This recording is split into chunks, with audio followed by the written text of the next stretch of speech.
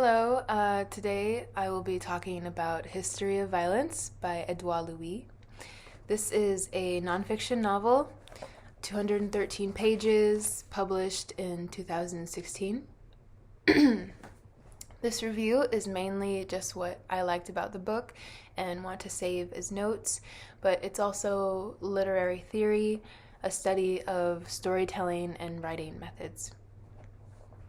So, the book begins, first sentence, page 3. I'm hidden on the other side of the door.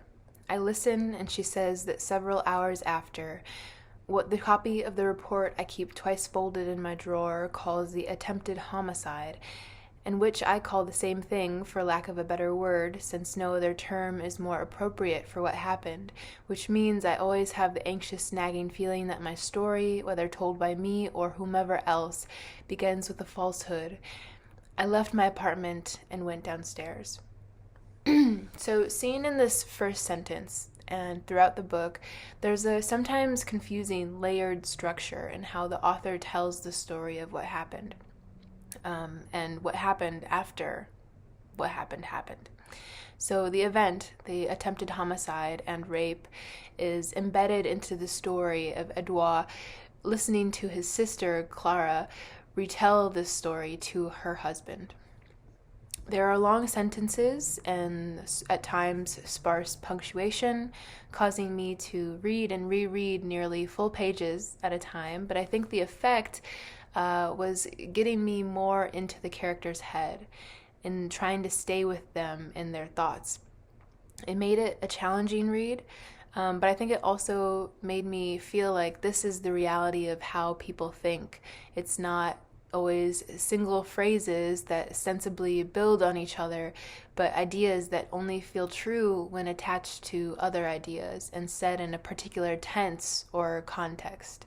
It's messy and it feels realistic. I'll talk more about this narrator distancing, the displacement, telling the story through Clara. I'll talk about that more later. Just reading from the back cover, a summary of what the book is about. On Christmas Eve 2012 in Paris, the novelist Édouard Louis was raped and almost murdered by a man he had just met. This act of violence left Louis shattered. Its aftermath made him a stranger to himself and sent him back to the village, the family, and the past he had sworn to leave behind. A nonfiction novel in the tradition of Truman Capote's In Cold Blood. Truman Capote? History of Violence combines the exactness of a police report with the searching, unflinching curiosity of a memoir at its best. Moving seamlessly and hypnotically between past and present, between Louis' voice and the imagined voices of others, it records not only the casual racism and homophobia of French society, but also the subtle effects that these have on others, on friends and lovers, on brothers and sisters, on husbands and wives.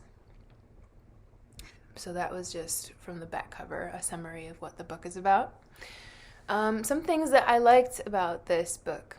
I liked the writing on family dynamics and the mixed feelings, contradictory and convoluted actions that sometimes come with these relationships, representing how the return to familial for comfort and to cope when feelings of estrangement and misunderstanding in the rest of your life and in society are so great, returning to this family, this place, where you expect the comfort, can leave you feeling more alone and alienated.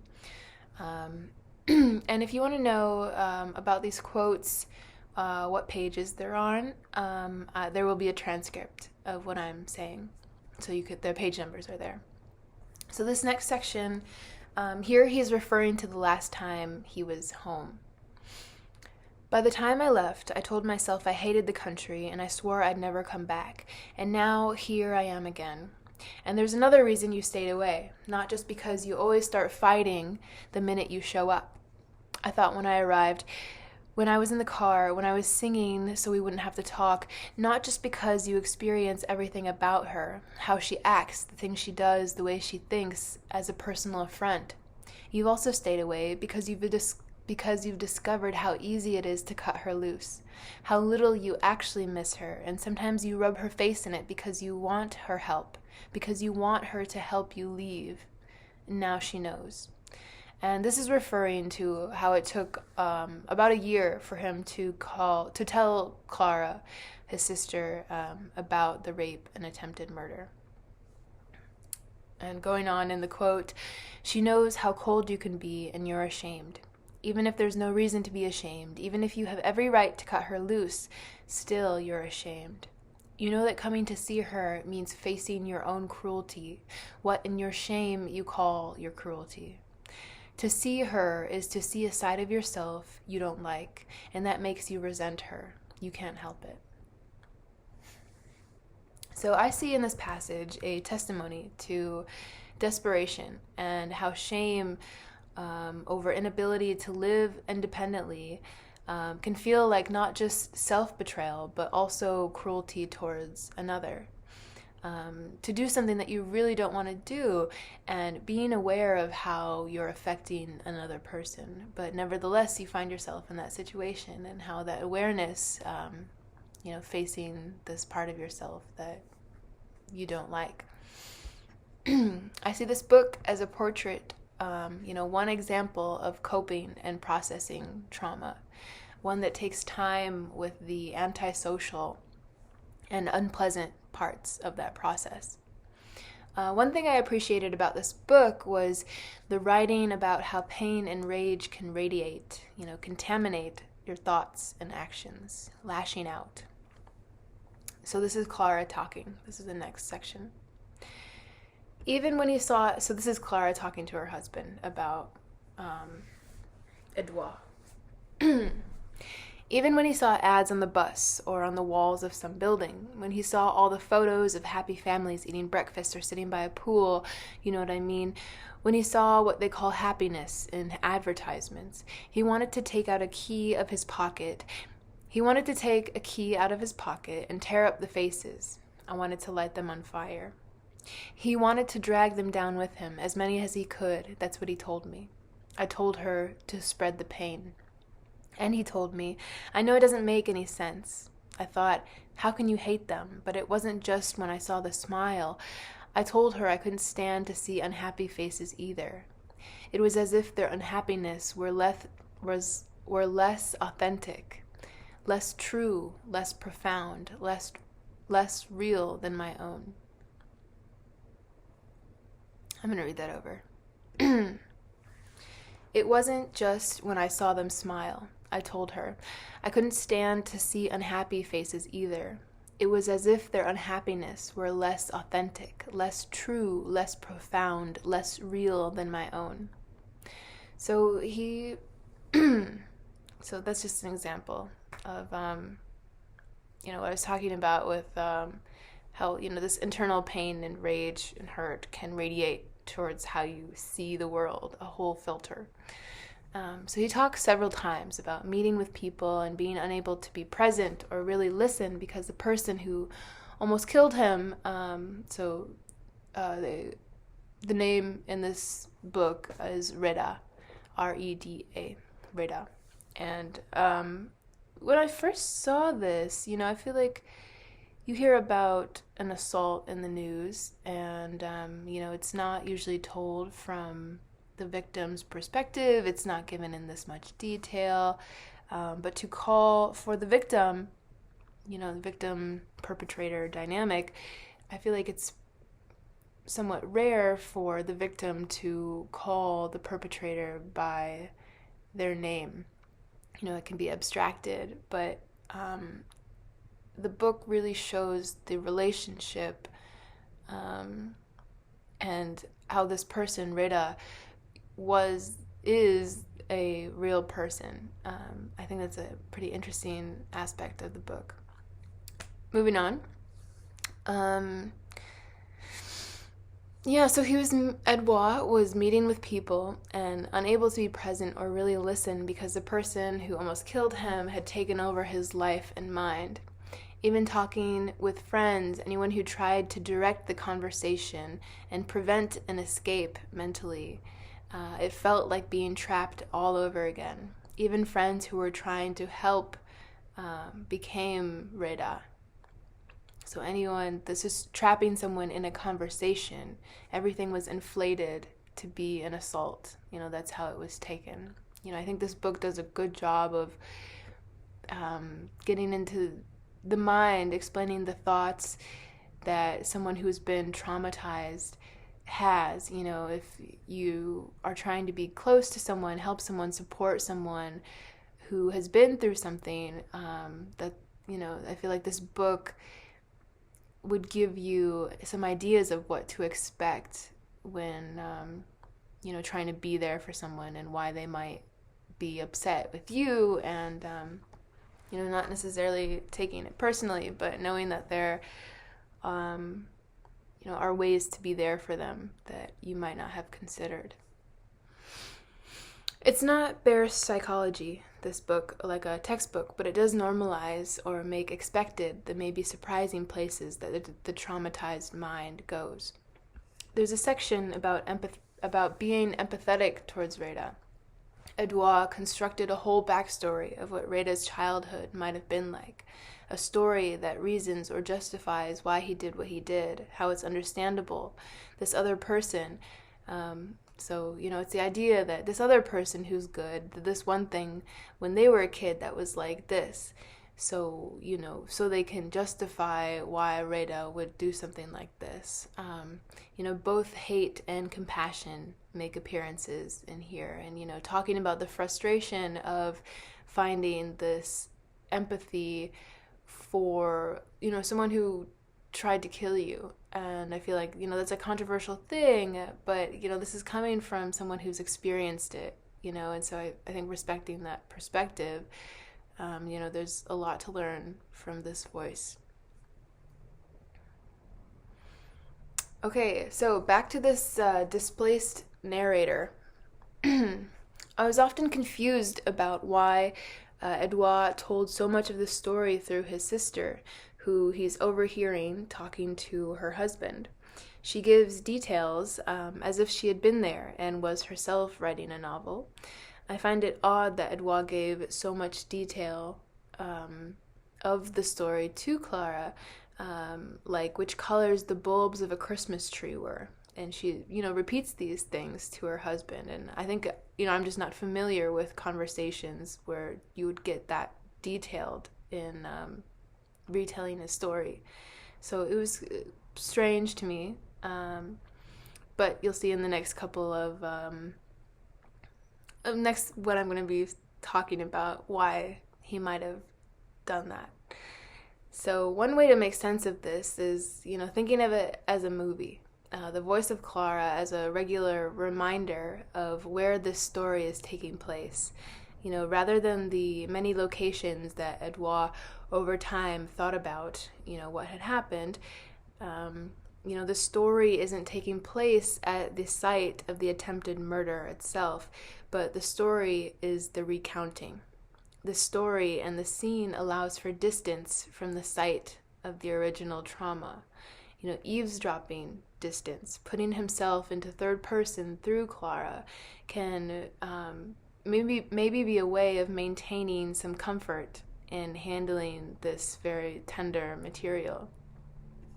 So reading this, I thought of how to be sensitive towards the writer, taking a step back, any time anyone writes anything, this is a person sitting down, taking time to feel their feelings or to be intimate in their thoughts, and to have this very personal account, very personal experience, in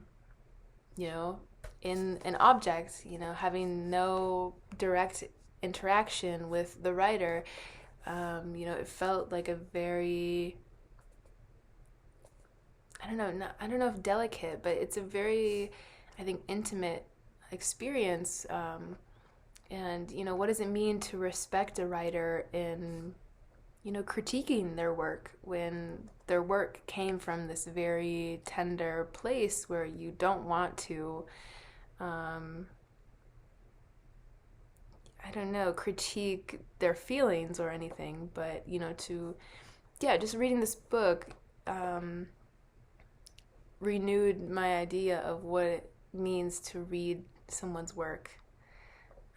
That it can be a very personal experience.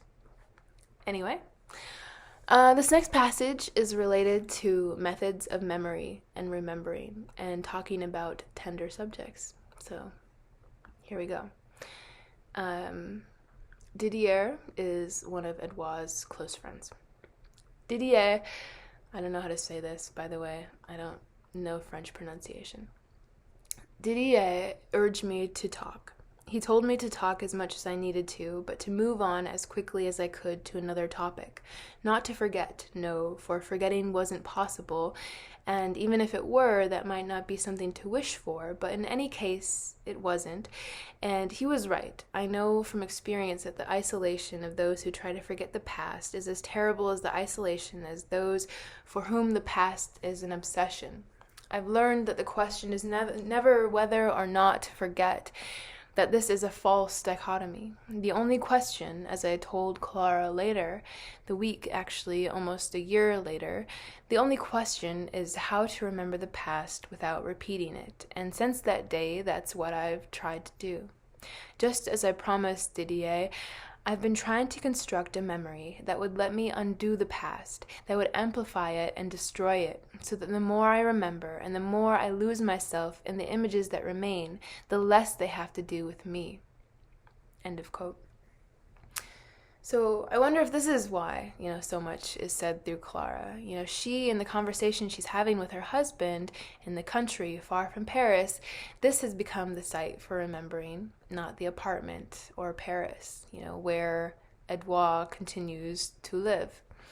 The scene is being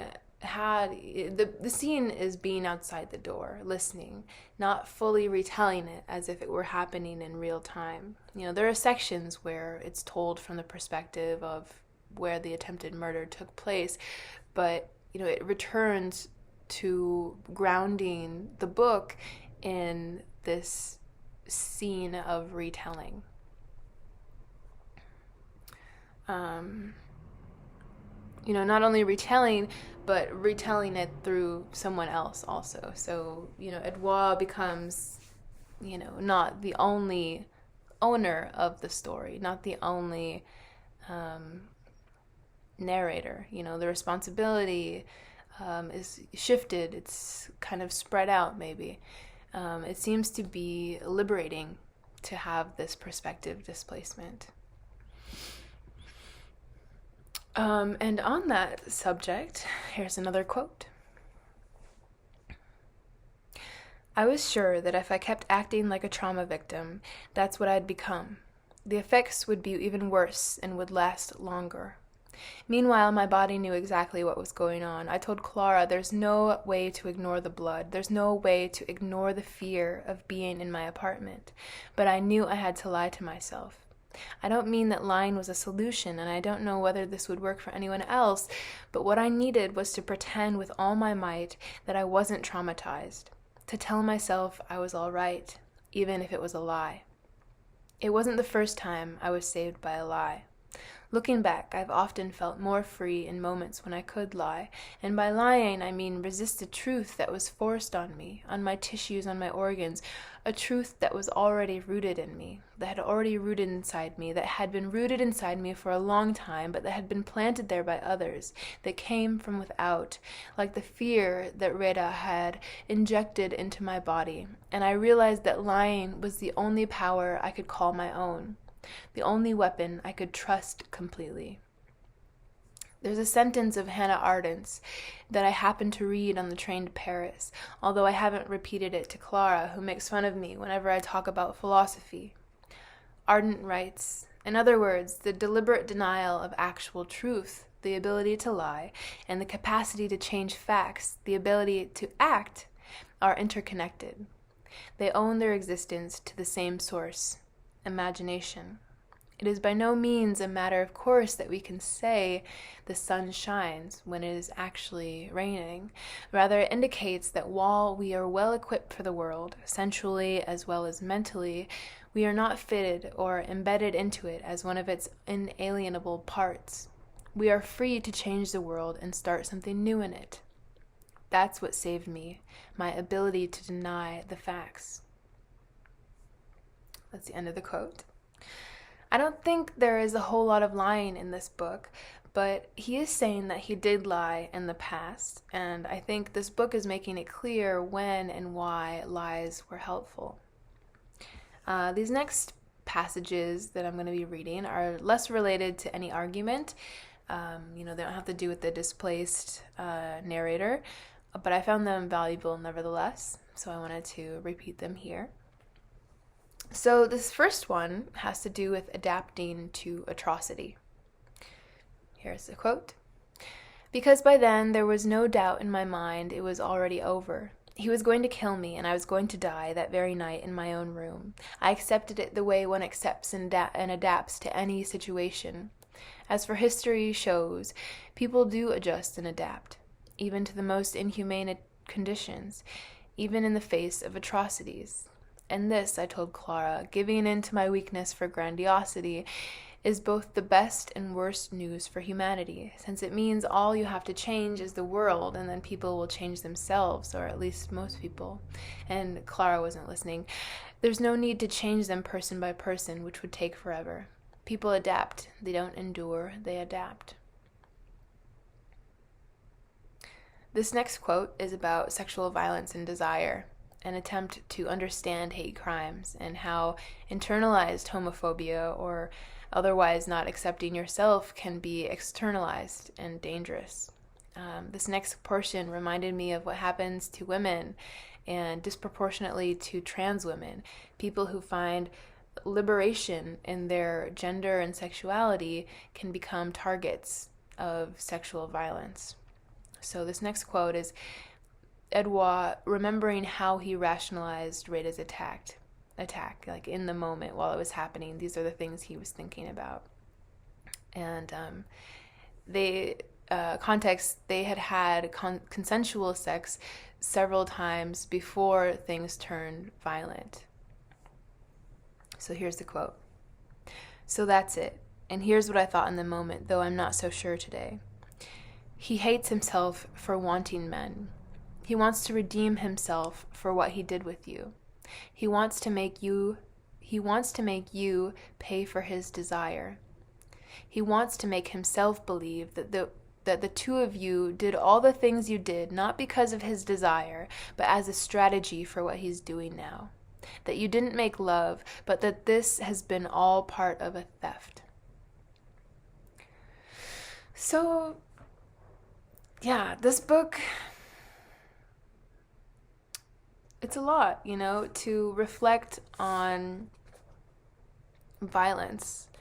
And, I think part of what the writing project is to make real and beyond make real, to further elaborate or speculate into reality.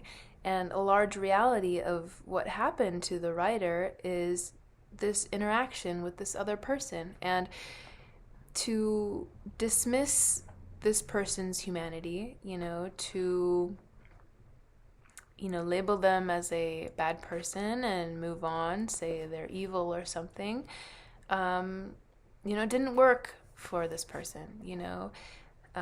They, I don't know if they wanted to, but what they did was really try to understand the perpetrator, and if not understand the perpetrator, to accept their confusion, to accept their struggle in coping. And like I said earlier, I think it's a portrait of the post-trauma, how all of the places that the mind might go in trying to rationalize what happened, to make sense of this, this moment, this forever moment, that has become a main feature in this person's life. So yeah, I hope you got something out of this review. That's all. Bye.